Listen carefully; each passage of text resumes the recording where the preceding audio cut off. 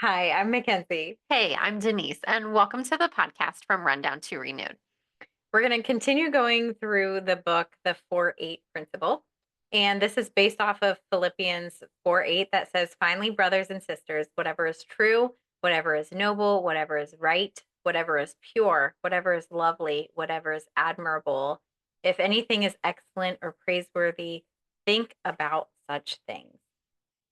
Yeah, so another verse that came up in this reading that we're going through that really stuck out to me was First Thessalonians chapter 5 verses 16 to 18, which states, "Be joyful always, pray continually, give thanks in all circumstances, for this is God's will for you in Christ Jesus." So, we are like the rightful heirs of overflowing joy. Mm. Do you feel that? Right? Like I think it's, we live in such a rundown society that to even think that we can have overflowing joy feels almost like a cop out. Like, Right. that's nice. That's a nice thought. But being joy filled, it really doesn't mean that your life is perfect. It doesn't even mean that it does mean, right, that you empathetically trust God and you believe that he has great plans for your life, Mhm. regardless of anything that's going on around you right now. Yeah. Joy is kind of an outward sign of the inward faith that we have in the promises of God. And it's a path that you choose to travel every single day. Mm-hmm. Yep. So you can choose to believe it one day and choose not to the next day. It goes based off of what you actually, that inward faith. Yeah. So I think it's so normal for us in our human nature with, the assistance of modern culture that it promotes this idea that solutions must be much deeper and more complicated to Mm-hmm. be valuable. Yeah.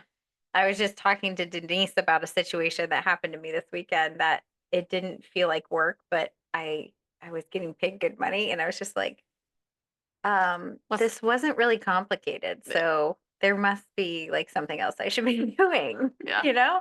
Yeah. And, in most cases, nothing could be further from the truth, and lasting solutions are surprisingly simple, and joy is within us, but it has to be released. Yeah. Yeah. So something that, like, when we were talking through this, that I thought of was my daughter, my oldest. She lost a tooth this past week. She actually lost two teeth in 3 days. It was wild. We had a wild weekend, and um, the first the first tooth that she lost this weekend, she like wrote a note and she asked for a lot of money. And I looked at her before she fell asleep and I said, "Honey, this is way too big of an ask for the tooth fairy. I don't think the tooth fairy's ever given a child this much money."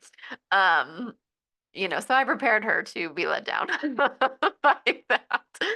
But she really, in such a cute, and we keep, all these things light and fun, but she wanted to know the tooth fairy's name. And I'm like, I can't do that. And like, because then what, she tells a friend at school and then it just, you know what I mean? So, but the tooth fairy wrote her this nice little note and, said some really cute things and, so on and so forth. And she has both my girls made tooth holders and they're glass. So they're loud. Not loud, but like you can hear them when you open and close them, the lid and whatnot. And so when she opened it, I heard it. And I went into her room a couple minutes later and she was just kind of laying in bed and just kind of, you could tell she was sulking a little bit. And I said, "Honey, do you just wake up? Are you tired?" And she's like, just, I could tell. And I said, "Hey, what's that over there? Did you see that? What is that piece of paper?" And she saw that it was a note from the tooth fairy and it was an instant like change. Mm, But she was so focused on like what she didn't get that she missed what she did yeah. and it needed to be pointed out to her. And I thought that was so interesting because when she actually saw that she did get like what she wanted, and I mean, apart from the $100, right? Tooth fairy didn't go that crazy. But when she saw like, hey, like I got this great thing and like instant. Yeah. But yeah, it was just this joy that wasn't there because it's almost like she lacked the ability to even look for it. Yeah. It kind of reminds me of like those chapstick holders that are empty that you put your money in and you just leave them in your car. Like you're It's so hiding smart. these valuable things in plain sight, but Mhm. a little disguised. And like putting treats in a flax seed box in your pantry or something if you want to hide your treats Hide from your your treats. kids. Mhm. If you're not doing that, you're welcome. Yeah. But like that is what joy is sometimes for us. Like we have to seek it. We have to look for it because we can be consumed by these things and miss out. Yeah.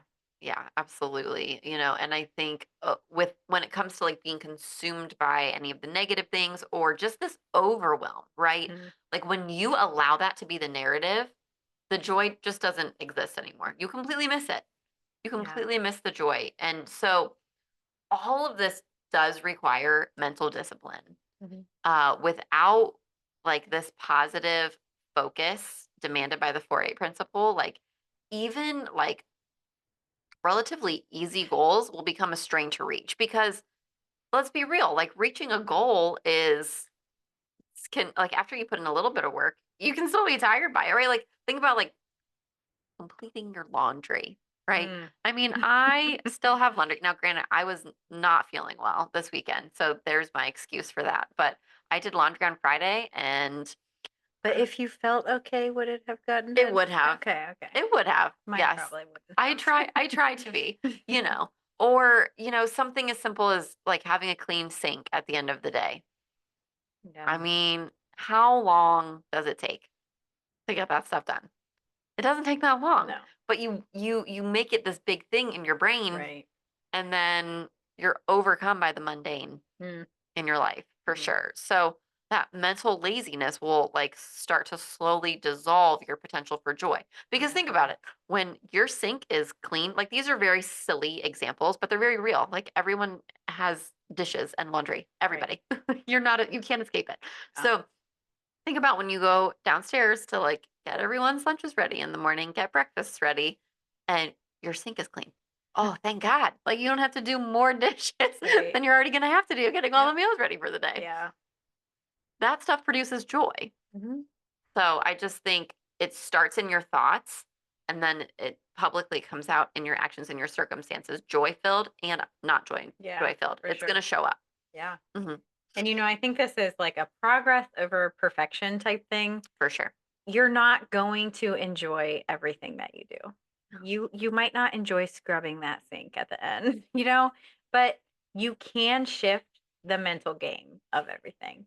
So some things, and like if you have ADHD, this is like super consuming. You get hyper focused on the things that are around you and you don't even know where to start. Yeah. So I will raise my hand in in that feeling of things. But some things that we found helpful is one, setting a timer. It typically takes like 10 to 15 minutes to do those dishes. It's not a drastically long time. Right. So set a timer, do it. And then if you're not done, you could decide if you want to finish or if you want to, or you might see you finished 5 minutes earlier and it really wasn't that big of a thing. And it'll bring you joy It will bring you because you joy. got it done fast. Yeah. Um, Something that we do in my family is we always start with the thing that we like the least. So, like, even with homeschooling, if math is the least favorite, we do math first, get it done and over with. That's smart. And, I think about my daughter and I, we've started going on evening walks with our little puppy. We have a blue heeler that has lots of energy. And so we take him on a walk every evening and we have this big hill to get across on our way home. And so it's like, okay, we can just live in misery walking up this hill, or we can run really fast and get it done and over with. Yep. So we like sprint up this hill to be able to get it done. And, like knowing that when you get your chore done or your to-do list done or running up the hill done, you feel great. Mhm. So get those things done. Those are just some um, ways that we think you can practically use these with setting a timer getting done what you hate first. Yeah. Well, and it just helps. Like Yeah. and it's good. I think these excuse me, these secret conversations that we hold in like the privacy of our own mind, they are 100% shaping your destiny little Mm, by little. You yeah. you go back to having to do the dishes in the sink. Are you complaining about it every single time in your head? Right. Because then when you're complaining about it, then are you snapping at your kids, when they need something and they're asking you very innocently for something, Mm. but you've got this negative thing going on up here. So then the negative comes out. Um, Again, practical, but real. And so how does that affect the big picture of your life? Mm. I think that's really important to think about. Every thought that we have sends electrical and chemical signals throughout our brain, which is ultimately affecting every cell in our body, which is insane to me. It's crazy that our thoughts can influence our sleep, our digestion, our Hmm. pulse, Hmm. the chemical makeup of your blood, That's all of in- our bodily functions. that's insane. So, with each thought that you have, you're continually reinventing yourself Hmm. and your future. Yeah. So, if you've been stuck in this place, like there's great news here, right? Yeah. You You get have out. a choice to Hmm. reinvent yourself and your future. Absolutely. And I think every thought that you have is either going to move you towards your God given potential or away from it. Like no thoughts are neutral here. Mm, And that's kind of wild to me. yeah. But excuse me, every thought that you have shifts your life in a particular direction. Mm, And the reality is 90% of the thoughts that you have today are repeats of the ones that you had yesterday and the day before. It's are you thinking about what you're thinking about? yeah. Think the thoughts you would think if you trusted God's promises completely. When I read that part in the book, I was just like, dang. You know, Mind blown. when we make the shift from random reactive thinking to deliberate purpose-driven thinking, Mhm. like we all have authority over our thoughts. But God's not going to force you to exercise this aspect of your free will. Mhm. So, as part of our free will, God gave us command over our minds. Yep. Yeah. So, Denise and I, we sometimes sit and plan out our podcast while my daughter is riding horses. And we were doing that this past time, and the instructor was on a horse, and my daughter was on a horse. And one of them was really happy, galloping, like running around doing the things. And the other one was like, nope, I'm done. I'm moving slow as molasses. Like, Mhm. you can't get me to do anything. Mhm. And while we're sitting there, it was just a great reminder that, they were in that same situation. They had free will to do whatever they wanted. They sure did. And, their circumstances weren't different, but how they were reacting and responding, it was very different. Yeah. And so, like, when you think about all these things and what should you be thinking about, how can you get yourselves out of like the muck and mire of all these things? I think it's really important to shift your thinking into and maybe start with what does God promise us? And Yeah. I mean, we talked in the last episode about God's attributes. Yeah. And that's a small list, right? And so this list is also, it's not the full list by any stretch of the Right. imagination, but it's a great starting place. And so um, there's different Bible verses, so I'll read those and then just like take it in Mhm. as you need, right? So what does God promise? Well, in Romans 8:35, God promises that nothing can separate us from his love. So Yeah. nothing, nothing. Yep. That's humbling. Yeah. And Romans 8:28, he promises that he will work all things together for the good of those who love him. So all of your icky parts and all your beautiful parts and all your really nasty parts and all the things, every piece of it, when you take that all to him, he works all of that out That's one of my favorite promises. Yeah. One of my absolute favorites. Psalm 91:3, he will rescue us and give us rest. He's faithful. James 1:5, he gives wisdom to those who ask. That's all you have to do is just ask. Mhm. He is so generous. And then Exodus 14:14, one of my personal favorites, is that he'll fight for us, right? And there's so many more, but like those were the ones that really stuck out to us that we thought Yeah. we know that have benefited us and we're confident can benefit those that are listening today. Yeah. Mhm. And when our minds are renewed, the circumstances typically just take care of themselves. Yes. Like what we receive will be the result of what we believe. Mhm. And so sowing joy, you're going to reap joy, right? And if you're sowing bitterness, then you're going to reap bitterness. You can't plant carrot seeds and get potatoes. That's just not how it works. Yeah. So we're going to dive into some discussion questions right now. And I want to preface this with like, we are personally struggling answering these. Like, we're still living what we're answering. So be Absolutely. gracious with us, and we hope you can relate. So the first question is, what is one circumstance that you would like to improve and the change in thinking that must happen? So, Denise. Oh, delightful. Excuse me. Okay. So, like she said, I'm like a little bit emotional. Here we go. Gracious me. Can I keep it together? Okay. Okay, if you can't. That's okay. That's right. So, all right. So, for me, I did over the last few weeks, I've done some really deep thought work in therapy. And an underlying thought that I didn't even know I was kind of living out of until my therapist called me on it maybe a year or two ago was that I believe I can't have what I want. Mm, And that goes everywhere, right? mhm, The whole scope of my life, every area of my life. Can't have what I want. And so in doing this kind of like heavier work on it and replacing it, kind of putting it away and replacing it with, no, I can't have what I want. My desires are good. They're from God. I can have what I want.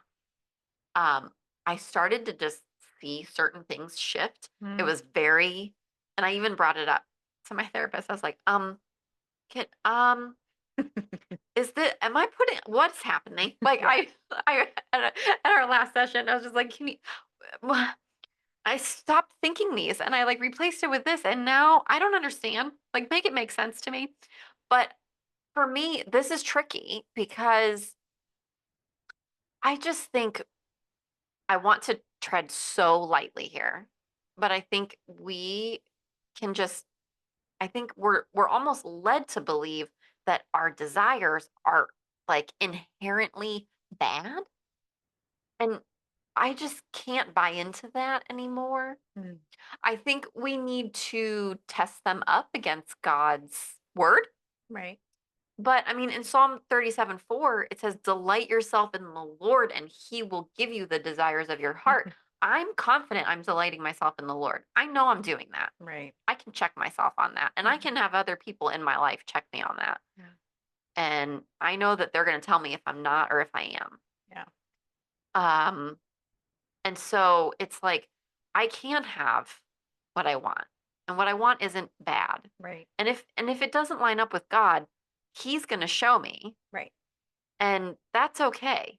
This is like it feels like really tricky water, but like I've said, I even said to my therapist, I'm like, am I putting off like just these like vibes like into the world? Like, what is this? Like, and she's like, Denise, like, no, you believe you can have what you want. And so Mm, these things are coming to you because you're actually allowing space for those things now. yeah.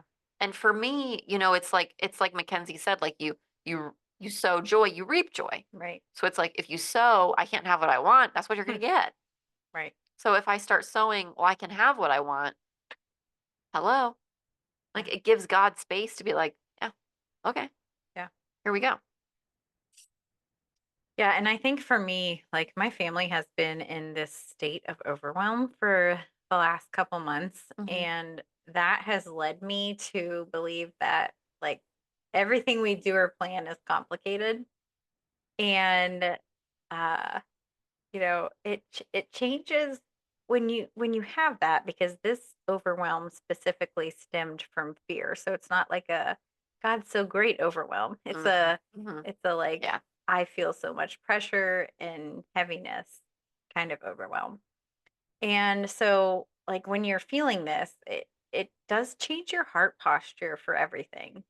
When you're in this state of overwhelm, when people are asking for things or you're trying to make simple decisions, it's overwhelming, it's complicated, and Yeah.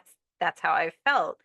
And so I just it ch- yeah. So in what I found though in James 4:7, it says, "Submit yourself therefore to God, resist the devil, and he will flee from you." So I think that, feeling overwhelmed is not a sin, right?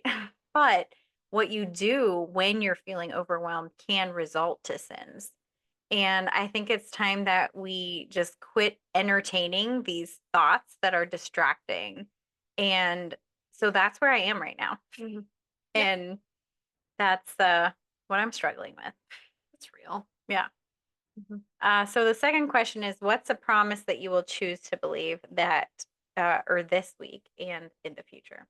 Yeah. So for me, it goes back to like the when you ask for it, God will give you wisdom. Mm, And so just wisdom to sort through. I feel like I'm doing a lot of different things career wise and just really, I mean, I've shared before, just this rebuilding. I just feel like there's still a lot of rebuilding there's so much that I've done. mm, And now it's like I feel like I'm almost to the fruit of certain things. yeah. And so, but it's like, okay, but which course do I take? Like which avenue does God want me to be on? And I mean, are the desires of my heart in those areas and in other areas like are do they line up with what he has for Mhm. me and just where should I go?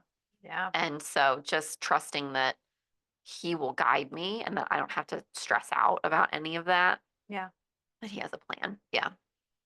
This whole topic reminds me of like when I was going through a really hard time once, a friend gave me this book and it was all God's promises and it was thick.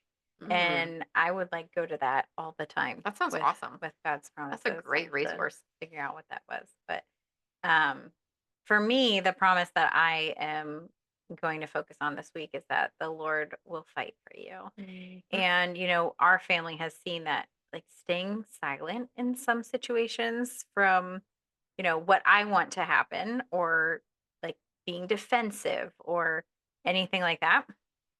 Um, Instead of trying to place myself in this and fixing it, instead looking at the ways God is fighting for us, and resting in that promise that God is just, Yeah. and his justice is way better than mine. Yes. Mine's probably really messy and it's going to hurt other people, Mhm. and God is going to take care of it for me. So that is the promise I'm holding on to. Yeah. I love that. That's really good. So, as Mackenzie and I have shared before, we are both life coaches. So, if anything in this episode or previous episodes have just really resonated with you and you want to start making this shift into a more joy filled life, we would absolutely love to chat with you, hold space for you and whatever that is, and help get you there. Yeah. Hmm. We also have our conference happening October 15th with an amazing group of women. So exciting. This is in Grove City, PA, and the registration will be in the description here within this podcast. So make sure if you're local, or if you're not, fly in. I Yeah, mean, it's 100% worth it. absolutely. So we'll actually be able to physically see you all October 5th, Yes. which will be fun. Yeah. So as we end out today, let's continue um, into the Facebook page, continue the conversation. Hmm. And if you are feeling run down, There's space for you at our table.